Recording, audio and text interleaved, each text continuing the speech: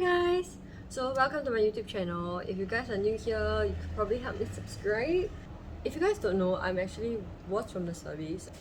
I guess the process of it is actually quite tedious. I would say there is a downtime of not downtime, there's a notice period of 3 months. So before you even leave the service or before you even decide to leave the service, and majority of the time you can't really get a job that is waiting for you for 3 months. So whenever service crew or whenever officers tell you that hey, you have to find a job first before you leave, it's not really almost the case where 100% you will land a job, 100% you will land an internship, that kind of thing. So I guess if anyone were to be watching this and you are deciding to leave the service, please plan ahead. Because previously I didn't even plan. I mean, I did plan ahead. It just didn't turn out as what I thought it would be, as smooth as possible also. So there are a few reasons why I left the service.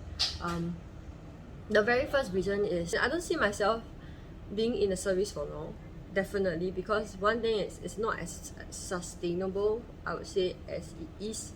A lot of people will be talking about it's a stable job, stable salary. There's a lot of people who don't. I mean, we can't.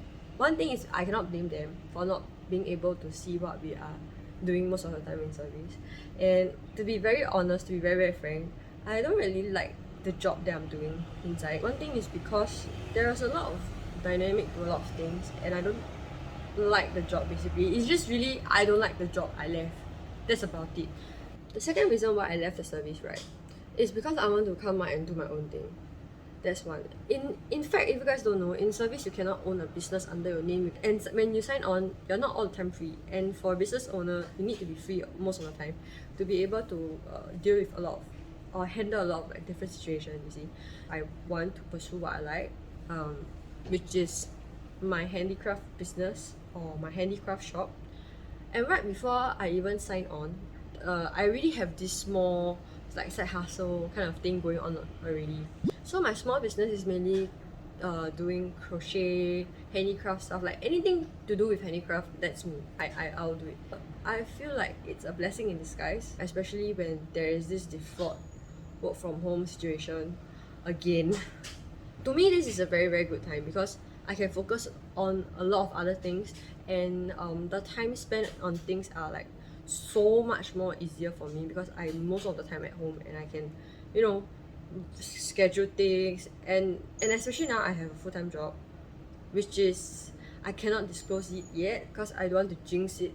In a sense, I'm on a probation period with them, and I hope that will be a long-term thing. So if anything were to fall back or anything were to fall apart, I guess that side hustle will be just my hobby, and that page will be, just my page. The reason why I left the service is I don't understand how they deal with things in service.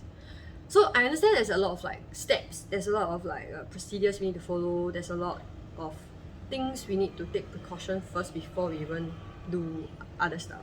There's too many layers to things, and it makes everything so confusing. But at the end of the day, you probably could have done the step from 1 to 4 and you get the same result, but they choose to do it from A to Z and then they get the same result. It's not as productive as I expected it to be. I got a bit hungry. But anyway, the first reason why I left the service, right, is really because females are the minority over there. Why I say that?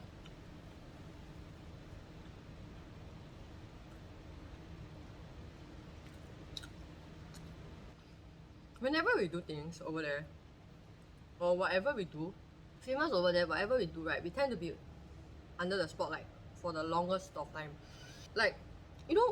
Humans being humans, we always see the negative part of the person first before understanding the whole situation. Over there, it's quite toxic in a sense where when a minority group of person do something wrong, they always tend to be quote and unquote the black sheep of the whole batch. And I was one of the victims. And I'm not saying that I left because of that. That's damn stupid. I'm there for almost 5 years over there. Imagine how can I survive over there for 5 years with that kind of discrimination. But anyway, speaking of the female over there, you kind of have a lot of advantages or a lot of benefits. And to be very, very frank, over there they protect females a lot. And when I say a lot, it's a lot. Another thing why I say that the environment there is quite toxic is because you cannot expect someone out of the blue suddenly join in and immediately get into that culture. It's like asking a baby within a day, right? Get the shit together, you know, that kind of thing. Another thing is that when I was there, I have an experience with that being the black sheep of the whole batch. It's because I don't even know that I offend that person. Over there, there's this like way of calling the person in their vocation level. Okay, we don't call them by name, we call them by vocation. Same goes to when the officers I know, we cannot call their names, it's damn rude. We just call them like ma'am or sir or ma'am. That's about it. But I didn't know that from our same rank, which is ME1 level, we have to call them by vocation, and after that the number along with it. We don't call that person's name unless you are super close, that kind of thing, or unless like they are comfortable with it, then we can call each other's names. But when it comes to superior, definitely we're not going to do that. But like, you know, the same level, kind of ME1, ME2, ME1 Tech 2, ME1 Tech 1, that kind of thing, when we are comfortable with it, we can call each other that kind of name, you know. When that happened, I didn't even know that I offended that person just by calling the person's name, right? Nobody come and tell me like, hey, this is wrong. They just go behind my back and like say like, hey, this girl, you know, doing that kind of thing. None of them came around and tell me until my batch boy came to tell me. They really have to have that kind of friend to back you up. It's actually quite weird, to be very, very honest, to have that kind of like situation encountered to you, right? Then you realize that what the heck is going on in service. Yeah. So the fifth reason why I left the service is actually quite a sensitive topic, and I really wish that I didn't want to say it, but I guess it's like a awareness kind of thing for females out there who want to sign on.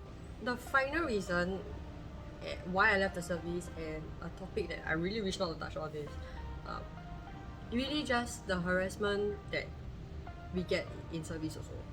I'm sorry, but I don't know how to put it in a nicer way, but yeah, this is it. Okay, so the reason why I left the service is not because I'm the victim of it. Please do not get this message wrong. I am not the victim of it. I just seen females over there that are the victim of it, and I don't know how else to help them, and I feel that we could manage it even better. Okay, even for females, I understand that there are a lot of times where guys will be like, shouldn't she be, you know, more protective of herself, doing this and that? But the problem is, over there is a very male dominant kind of environment, and I'm not blaming anybody. Let me please put this out there. I'm not blaming anyone, I'm not blaming the organization, I'm not blaming anything. It's really just my experience, and I've seen these kind of things, and I felt that everyone in service could have done their part, including myself, you know. I mean, until now, I still get messages from my closer friends, my closer ship crew, of like the experience that they are experiencing on board ship. And the only thing I can do is really just to tell them like, oh, please go and approach this person, please go and approach this person, and I hope that it will get better. And in fact, I'm so grateful that over there they have the help that we need. I mean, to be very frank, whenever people come and tell me, or like come and tell me that this guy have mental issues, or this guy is experiencing a depression or whatever, right, please do not doubt them. Like, give them a benefit of doubt, man. I would like hammer that. I cannot swear, but I would hammer that beep that actually do it, or rather that actually give them like a hard time about it. Just give them a benefit of doubt, man. Give them time, and if that is the case where it's false, right, then that is their problem. Don't go and make like rumors, or don't go and like, oh, that person is crazy, that person has mental issues. Like, don't do that. It's really very bad. Like, I don't know how to explain, but it's really very bad. Don't do that. That's the whole summary of like reasons why I left the service. I'll probably do another video about a Q&A, like the questions I receive from anywhere, like TikTok, from YouTube, from DMs, anywhere. So if you guys want to know more about the service, probably you could just, you know, do probably just drop whatever question you guys want to know in the comment section down below. I will try my best to answer all the questions, and I'll try my best to be as tactful as possible, because there are some things that's very sensitive and I really don't wish to talk about it, especially this is going to be on the internet. Yeah, and I hope that this actually give you guys some light about it. I don't know, especially that person who keep asking me to post this, Joseph. You got this. Okay? Bye!